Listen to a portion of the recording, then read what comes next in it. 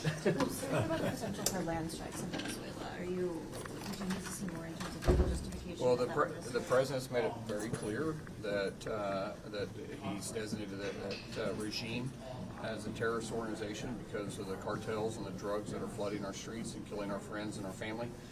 So I support what he needs to do there. Get your thoughts on day 35 of the government shutdown. I mean, here we are tying a record.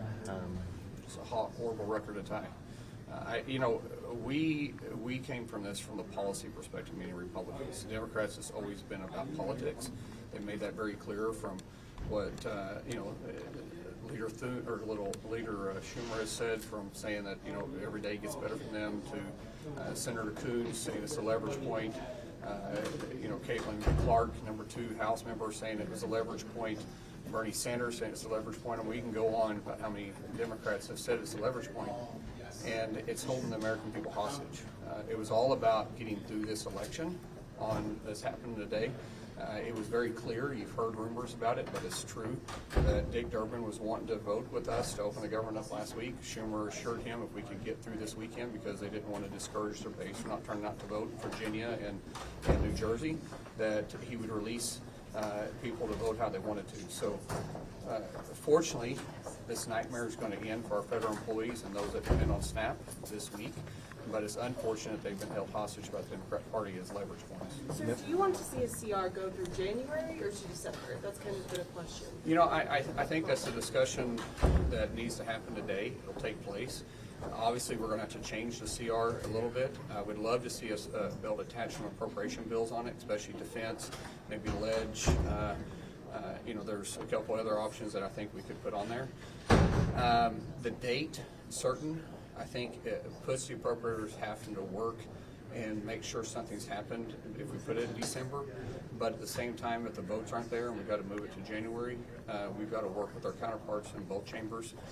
It's just that if we move to January, those individuals that are concerned about it, I want to hear their concerns and know that they're going to be working to try to get to yes to support the appropriation process. Just a delay tactic, I'm not for that. You seem pretty confident this is all going to be wrapped up by the end of the week? I'm pretty confident. Now, you can't make sense out of crazy, and that's where Chuck Schumer has been this whole time. And it's hard to fight politics and policy at the same time. But I will tell you, there's enough Democrats that I'm friends with that were willing to vote last week, and they were assured that that Schumer would let them vote the way they need to this week if they would just wait until after the election. So I feel very confident that the House or the Senate is going to have to make the changes, vote on it. Now, how the Democrats try to spin it, I don't know what their spin will be, but I'm sure they're going to spin it. They're really good at messaging. But either way, I think there's a possibility we could do it tomorrow night. Don't think that's likely. I think it probably could happen Thursday. It might be pushed till Friday, but more than likely Thursday. I know the House is having a phone conference today. I imagine part of that is telling them what we're doing to change the CR and why they're going to have to come back.